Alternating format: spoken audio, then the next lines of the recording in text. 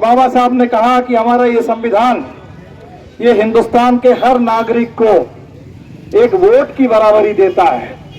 हर आदमी के लिए, हर नागरिक के लिए एक वोट, अमीर से अमीर आदमी को भी एक और गरीब से गरीब हिंदुस्तानी को भी एक वोट। लेकिन इस वोट की बराबरी के बाहर जो समाज है उस समाज में गैर बराबरी जबरदस्त रूप से आज भी, सदियों से गैर बराबरी थी और आज भी है।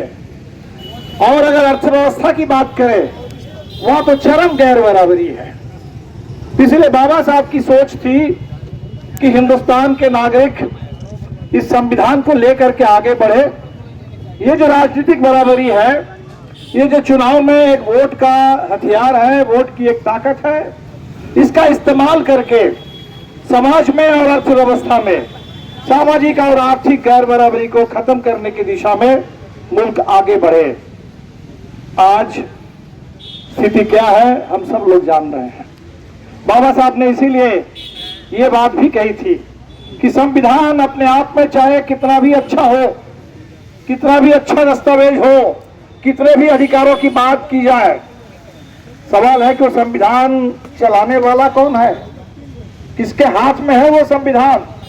अगर गलत हाथ में वो संविधान जाएगा तो उस संविधान उसकी ऐसी तैसी करके रख देंगे लोग। और पिछले 10 साल से हिंदुस्तान में हम यही देख रहे हैं, जो गैर बराबरी आर्थिक है वो बढ़ते बढ़ते आज कहां चली गई।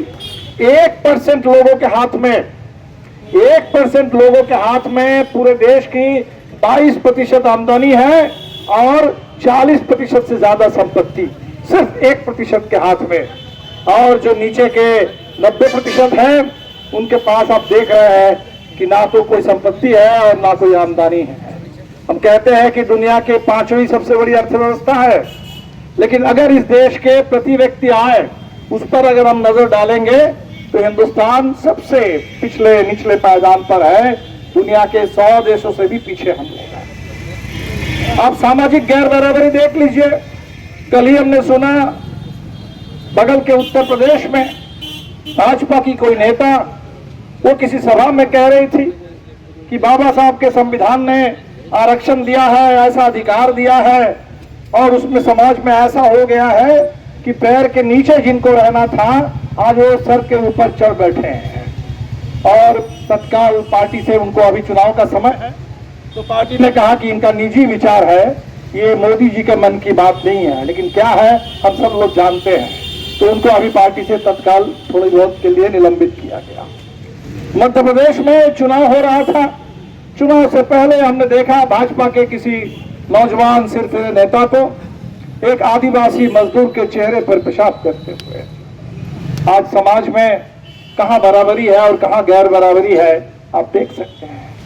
जो बची हुई एक बराबरी थी चुनाव की, कि एक वोट चुनाव में, आज चुनाव की भी क्या स्थिति बन गई है। चुनाव आयोग, सुप्रीम कोर्ट ने कहा था कि चुनाव आयोग की नियुक्ति कैसे होगी, उसको बदल करके ऐसा कानून बना दिया गया कि चुनाव आयोग की